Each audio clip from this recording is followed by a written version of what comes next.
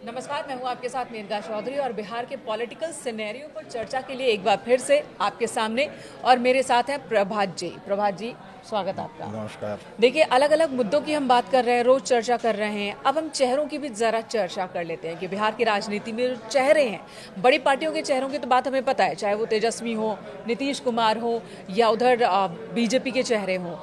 अभी उन चेहरों की बात करते हैं जो बहुत मेहनत कर रहे हैं। क्या उनकी मेहनत रंग लाने वाली है? बेसिकली जो सुर्खियों में है। जी हाँ, जो सुर्खियों में है। और उन्हीं में से एक चेहरा है प्रशांत किशोर का। प्रशांत किशोर काफ़ी मेहनत कर रहे हैं, बहुत पसीने बहा रहे हैं, पिछले चुनाव में भी, चुनाव खत्म होने के बाद भी, और अब एक बार फिर बहुत तेजी से वो एक्टिव हो रहे हैं। प्रशांत किशोर को लेकर आज थोड़ी चर्चा हो जाए। जी बिल्कुल मैम। क्या बिहार में जमीन पर भी उनकी चर्चा हो रही है? कितने बड़े फैक्टर प्रशांत कुमार?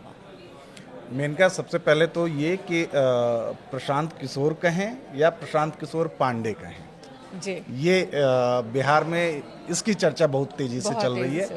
और प्रशांत किशोर बिहार में गांव-गांव में आज चर्चा में तो हैं। मतलब मुख्य धारा की पार्टियों के साथ साथ अगर सबसे ज़्यादा किसी की चर्चा हो रही है तो वो प्रशांत किशोर की हो रही है। और सिर्फ बिहार ही नहीं, बिहार के बाहर भी, क्योंकि बिहार जो है वो देश की राजनीति का केंद्र रहा है शुरू से। और अभी अब चूंकि अगले 2-3-4 महीनों में चुनाव होने हैं तो ऑब्वियस सी बात है कि बिहार की राजनीति चर्चा में है। लेकिन इनमें अगर आप देखिए तो बिहार की राजनीति में हमेशा जातीय प्रभाव रहा है, क्षेत्रीय प्रभाव रहा है, क्षेत्रीय छत्रपों का प्रभाव रहा है। और उन्हीं प्रभावों की चर्चा जब भी बिहार में चुनाव की भूमिका तैयार होती है, पृष्ठभूमि जब चुनाव की तैयार होती है या जब समय आता है तो उनकी चर्चा शुरू हो जाती है। उसी कड़ी में प्रशांत किशोर की भी चर्चा चल रही है इन दिनों। लेकिन प्रशांत किशोर के साथ जो सबसे बड़ी एक लड़ाई है प्रशांत किशोर की, वो मुख्य धारा की पार्टियों के साथ साथ जो उन पे आरोप लग रहे हैं। कोई आरोप लगा रहा है कि वो बीजेपी की बी टीम है, कोई आरोप लगा रहा है कि प्रशांत किशोर की जो जन सुराज पार्टी है जेएसपी, वो सिर्फ वोट कटुआ है। तो इस तरह के आरोप प्रत्यारोप और बाकी सारी चीज़ें चल रही हैं। और इसमें मतलब इसी उसको लेके प्रशांत किशोर चर्चा में भी बने हुए हैं इनका। और बड़ी चुनौती उनके सामने क्या है? देखिए, क्योंकि मेहनत वो बहुत कर रहे हैं, मेहनत के हिसाब से फल मिलता नहीं दिख रहा। मेनका ये कहना थोड़ी जल्दबाजी होगी कि मेहनत के मुताबिक फल नहीं मिल रहा है, लेकिन मेहनत कर रहे हैं। देखिए, प्रशांत किशोर के साथ जो सबसे बड़ी दिक्कत है ना, वो ये है कि बिहार की राजनीति हमेशा जातीय समीकरणों में बंधी हुई है। जैसा मैंने कहा, प्रशांत किशोर के लिए ब्राह्मण वाली पहचान जो है ना, जैसा मैंने पहले ही कहा आपसे कि प्रशांत किशोर कहें या प्रशांत किशोर पांडे कहें, वो ब्राह्मण की पहचान जो है वो उनका पीछा नहीं छोड़ रही है। और बिहार की राजनीति में जब 1989 में, मतलब लेट 80s वाला जब दौर शुरू हुआ और देश भर में मंडल कमंडल की राजनीति जब शुरू हुई, उसके बाद से आप अगर बिहार को देखें तो बिहार में कोई सवर्ण चेहरा मुख्यमंत्री नहीं बना है, ना ही कोई बहुत बड़ा चेहरा उभर के आया जो सवर्ण वर्ग से आता हो, सवर्ण समुदाय से आता हो। आखिरी ब्राह्मण मुख्यमंत्री के तौर पे जगन्नाथ मिश्रा का नाम याद आता है लोगों को। उसके बाद से तो आप उंगलियों पे गिन सकते हैं कि मुख्यमंत्री कौन रहा। भाई लालू रहे, लालू के बाद राबड़ी रही, और राबड़ी के बाद नीतीश रहे। देखिए, आप जो कह रहे हैं बहुत सच्चाई है, इतिहास है, लेकिन इन्हीं सालों में तो एक बड़ी आबादी है, मतदाताओं का एक बड़ा नंबर है जो पढ़े लिखे हैं, जाति के कैटेगरी से बाहर निकलने की कोशिश दिख रहे हैं। प्रशांत किशोर उन्हें टारगेट करने की कोशिश कर रहे हैं, तो ये जाति वर्ग से बाहर निकल पाएंगे? देखिए, मेनका यही वजह है कि प्रशांत किशोर चर्चा का विषय बने हुए हैं। प्रशांत बिहार की पूरी राजनीति को जाति से निकाल कर वर्ग और विकास की तरफ बात कर रहे हैं प्रशांत। उन्होंने एक अच्छी चीज़ ये रही है उनके साथ अभी कि उन्होंने मतलब दावा तो ये किया है कि वो 243 सीटों पे चुनाव लड़ेंगे, पूरे 243 पे। लेकिन उन्होंने किसी को अभी न मुख्यमंत्री का चेहरा प्रोजेक्ट किया है, न खुद को, न पार्टी में से किसी और को। वो सिर्फ अभी मुद्दों पे बात कर रहे हैं, लोगों के बीच जा रहे हैं, पदयात्रा कर रहे हैं, सभाएं कर रहे हैं, रैलियां कर रहे हैं, छोटी छोटी बैठकें कर रहे हैं, वो टाउन हॉल टाइप की चीजें भी कर रहे हैं। कह रहे हैं कि कहीं ना कहीं आधे अधूरे मन से काम कर रहे हैं। कुछ लोग ये भी कह रहे हैं कि बीजेपी की बी टीम की तरह काम कर रहे हैं। देखिए, इसको बी टीम की तरह आरोप भाई पॉलिटिकल पंडित या उनके राजनीतिक विरोधी ये आरोप लगाते रहे हैं बात सही है, ये आरोप उन पर लग रहा है कि बीजेपी की बी टीम है, बीजेपी के फायदे के लिए काम कर रहे हैं, उनका जो पूरा वो है राजनीतिक टारगेट जो है वो सिर्फ और सिर्फ बीजेपी को फायदा पहुंचाना है। लेकिन वो जो मुद्दे उठा रहे हैं ना, वो मुद्दे बहुत अहम हैं। और मतलब इसी उसमें जब आप देखिएगा कि किसी भी खास समुदाय पर केंद्रित नहीं है, उनकी जो बातचीत है वो ये नहीं कह रहे हैं कि मैं अपनी जाति वालों के लिए ये कर दूंगा, मैं दलितों के लिए ये कर दूंगा, मैं ओबीसी के लिए ये कर दूंगा, मैं ईबीसी के लिए कर दूंगा। नहीं, वो कह रहे हैं कि भाई हमारे बच्चे जिनको अभी तक शिक्षा नहीं मिल पा रही है, जिनको रोजगार नहीं मिल पा रहा है, जिनको अच्छा स्वास्थ्य नहीं मिल पा रहा है, वो सबकी बात कर रहे हैं। लेकिन अब देखिए, लोग ये भी कह रहे हैं, प्रभा जी, लोग ये भी कह रहे हैं कि अरविंद केजरीवाल बनने की कोशिश कर रहे हैं। लेकिन ये दिल्ली नहीं है, ये बिहार है, जहां पर पहले ये पूछा जाता का नाम है, नाम बता दो, क्लियर नहीं हुआ जात, कौन गांव है, तो हाँ। ये पूछा जाता है। वहां पर वो सिंपल सा, बिहार में तो सीधे यही है कि कौन जात हो भाई, कौन जात हो। अगर आप किसी से नाम बताइए अपना, हाँ। कि भाई मैं फलाना कुमार, कहता कौन जात हो। बिहार की राजनीति में ये कोई नया वो नहीं है। तो लेकिन प्रशांत उसी को तोड़ने की कोशिश कर रहे हैं, उसी जिंक्स को तोड़ने की कोशिश कर रहे हैं, उसी मिथक को तोड़ने की कोशिश कर रहे हैं। और दिल्ली और बिहार में अंतर है, बहुत अंतर है।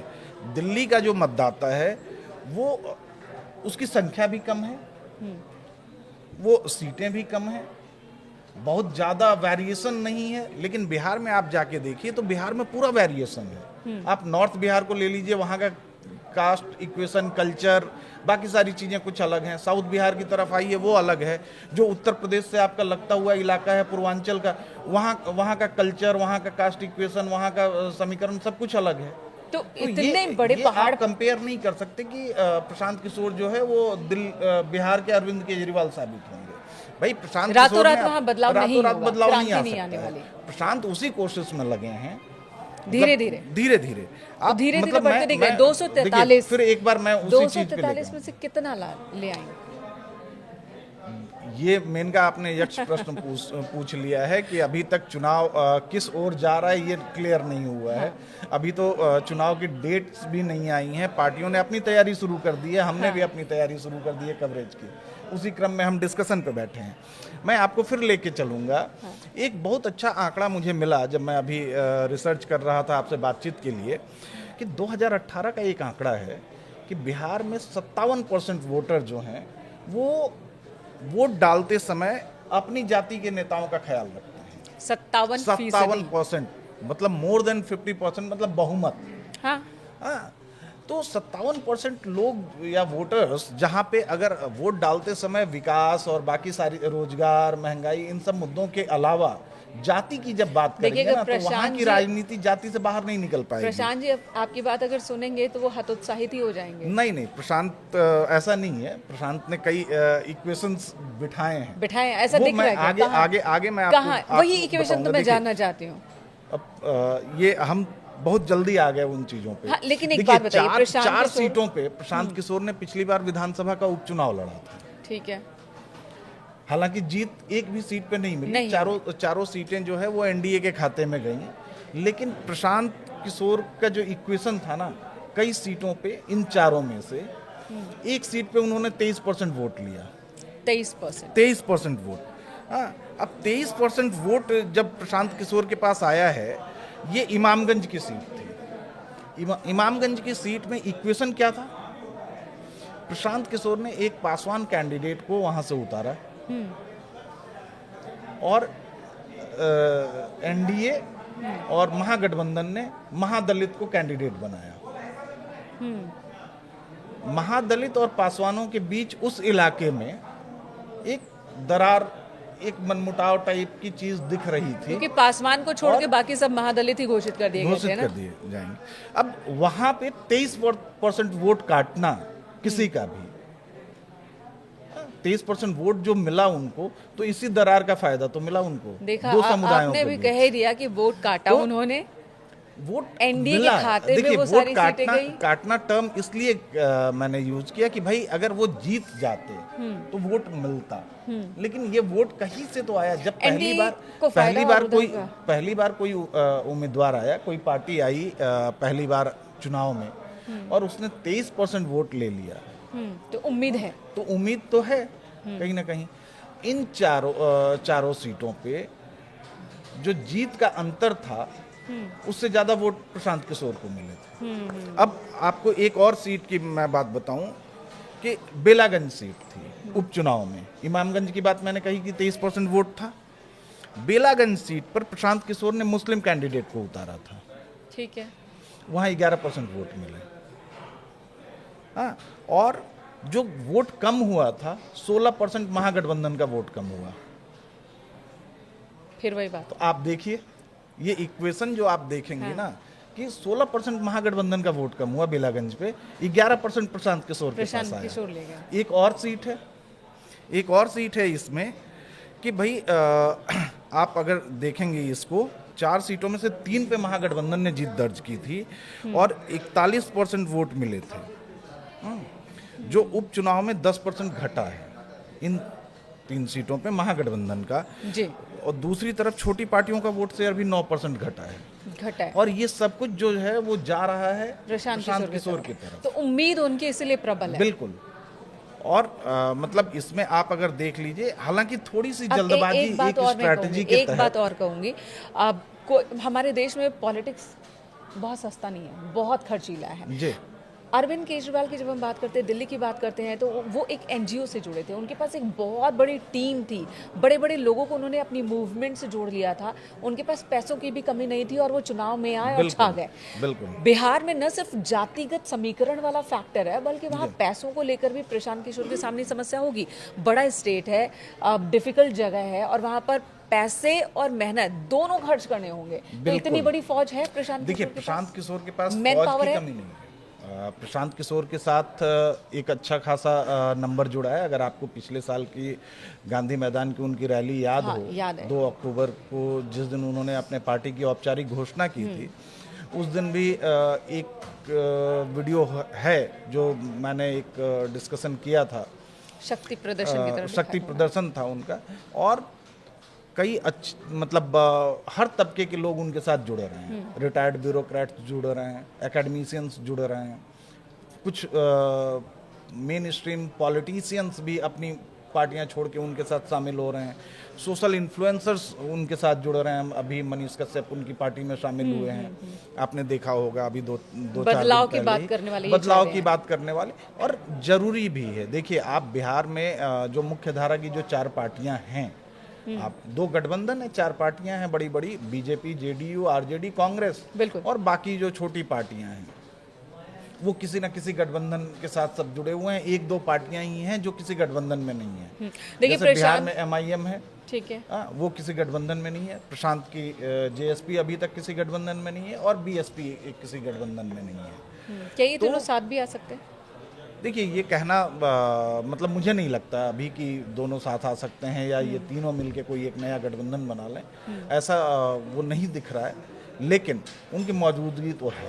ये तीनों मिलकर गठबंधन नहीं बनाएंगे, लेकिन तीनों मिलकर वोट जरूर काटेंगे। खेल तो बिगाड़ देंगे। खेल अच्छा, ये दिलचस्प मतलब बना जो देंगे। आंकड़े मैंने आपको बताया दिलचस्प बना देंगे। इमामगंज का, बेलागंज का, या आपको तरारी और रामगढ़ का, तो इसमें खेल तो ये बिगाड़ सकते हैं। किस आप अगर देखें 2020 के चुनाव में सीमांचल के इलाके में ओवैसी ने खेल बिगाड़ा ना। ओवैसी के 5 कैंडिडेट जीत के आए और 15 सीटें ऐसी थीं सीमांचल की जिसपे कि अगर ओवैसी का कैंडिडेट नहीं होता तो हो सकता है कि वो सीटें महागठबंधन के पक्ष में जाती। चलिए, ओवैसी जी की भी बात करेंगे, लेकिन वो बाद में अगले दिन करेंगे। यहाँ पर प्रशांत जी की बात हो रही है, तो अब आखिरी एक और सवाल पूछ लेती हूँ। प्रशांत जी अगर कुछ सीट ले भी आते हैं जी, इतनी तो नहीं लाएंगे कि कुछ वो बना सके, तो उन्हें किसी न किसी के साथ जाना होगा। तो फिर वो किसके साथ जा सकते? देखिए, अगर प्रशांत जी सीट लेकर आए तो वो हो सकता है कि किंग मेकर की भूमिका में हो। किंग मेकर की भूमिका। और किंग मेकर के लिए कितनी सीटों की जरूरत होगी? तीन सिचुएशन है। एनडीए को बहुमत मिल जाए, महागठबंधन को बहुमत मिल जाए, या किसी को बहुमत ना मिले। किसी को बहुमत ना मिले इस सिचुएशन में प्रशांत किशोर की भूमिका अहम हो जाएगी। आपको एक आश्चर्यजनक आंकड़ा बताऊं कि अभी कुछ दिन पहले एक सर्वे मैं कहीं पढ़ रहा था, उस सर्वे में बिहार के मुख्यमंत्री के तौर पे तीसरी सबसे बड़ी पसंद प्रशांत किशोर थे। 40% से ज़्यादा वोट शेयर के साथ तेजस्वी पहली पसंद हैं लोगों के। 18% के आसपास जो है वो नीतीश जी के पसंद किए जा रहे हैं, कि 18% लोग मानते हैं कि नीतीश। इस अंतर पे भी बात होगी एक दिन। और 15% वोट जो पसंद है लोगों का, 15% लोगों ने कहा कि प्रशांत किशोर अच्छे मुख्यमंत्री बन सकते हैं। मेरे हिसाब से देखिए, प्रशांत किशोर ने अभी एक उपचुनाव में जल्दबाजी कर दी। एक कहावत है ना मेनका कि बंद मुट्ठी लाख की खुल गई तो खाक की। तो प्रशांत किशोर ने नब्ज टटोलने के लिए ही उपचुनाव लड़ने का फैसला किया था, और मुझे लग रहा है कि वो थोड़ा जल्दबाजी का उनका फैसला था। अगर नहीं करते तो वो सस्पेंस अभी बना रहता, ये आंकड़े हमारे पास नहीं होते कि हम उनका एनालिसिस कर सकते थे, और वो एक सरप्राइजिंग फैक्टर साबित हो सकता था। भाई इतना बड़ा सरप्राइज तो नहीं होता कि दिल्ली की तरह अरविंद केजरीवाल आए और पहले ही चुनाव में जो है छक्का मार के सरकार बना लें, या दूसरे चुनाव में भाई बहुमत से अकेले ही पूरी विधानसभा पे काबिज हो जाएं। भाई 3 ही सीट थी ना दूसरी बार जब चुनाव हुए तो। लेकिन प्रशांत को ये सस्पेंस रखना चाहिए था 2025 के लिए। हालांकि एक उसमें जो है, इसको पॉलिटिकल पंडित कई जगह बता रहे हैं कि ये रणनीतिक भूल है, लेकिन इसको भूल नहीं कहेंगे। ये मेरे हिसाब से ये स्ट्रैटेजिक एक्सपेरिमेंट है। एक्सपेरिमेंट किया जो प्रशांत ने उपचुनाव में किया, और करना भी चाहिए। अगर आप पॉलिटिकल पार्टी बना रहे हैं, आप चुनाव कितने पानी में ये भी तो पता होना चाहिए। चुनावी राजनीति में आप आना चाहते हैं तो आपके लिए ये करना कोई गलत नहीं है, आप कर सकते हैं। मुझे लगता है आज प्रशांत किशोर पर चर्चा यहीं विराम लगाएं तो बेहतर है, क्योंकि बहुत सारी पॉजिटिव बातें भी आपने उनके लेके दी कि वो तीसरे नंबर पर मुख्यमंत्री के तौर पर पसंदीदा कैंडिडेट हैं। कैंडिडेट तो नहीं है, उन्होंने खुद को अनाउंस नहीं किया, लेकिन लोगों की पसंद है, लोग मान रहे हैं, उनमें उम्मीद दिख रही है। और बिहार क्या बदल रहा है, ये भी एक छवि दिख रही है। अगर ऐसा कुछ है तो इस पर भी हम आगे चर्चा करेंगे। लेकिन आज प्रशांत किशोर की बात हो रही है। प्रशांत किशोर जिनका दावा है कि उन्होंने 2014 में बीजेपी को सत्ता दिलाई, उसके आगे भी यहाँ पे मैं इंटरप्ट करूंगा। आपने एक अच्छा पॉइंट उठा दिया। देखिए, प्रशांत किशोर स्ट्रैटेजिस्ट रहे हैं, मैनेजर रहे हैं, पॉलिटिकल मैनेजर रहे हैं। 2014 में उन्होंने बीजेपी के लिए चुनाव प्रबंधन किया, चुनाव बीजेपी का मैनेज किया। उसके बाद वो विपक्षी गठबंधन के लिए भी कई पार्टियों के लिए उन्होंने चुनाव मैनेज किया। तो एक कहावत जो है ना कि भाई आपसे लड़ते लड़ते मेरा अनुभव आपका प्लस जो मेरा समय है, ये दोनों मिला के हो गया। यही बात तो कहते हैं बार बार। प्रशांत कह रहे हैं, तो मुझे लगता है कि भाई प्रशांत को जो ये पूरा लंबा चौड़ा अनुभव है, और उनको सबकी नब्ज पता है। हाँ। भाई उन्हें बीजेपी के बारे में पता है, उन्हें कांग्रेस के बारे में पता है, आरजेडी के बारे में पता है, सबके बारे में उनको पता है। तो ये कहीं ना कहीं प्रशांत के लिए एक फायदे वाली बात रहेगी, फायदे की फैक्टर हो सकती है। जी चलिए, यहाँ पर चर्चा यहीं पर रोकते हैं और अगली बातचीत में किसी और कैरेक्टर की बात होगी। आप जिस चेहरे की चर्चा चाहते हैं उस चेहरे का नाम भी लिख सकते हैं कमेंट बॉक्स में, हम उस पर भी चर्चा करेंगे।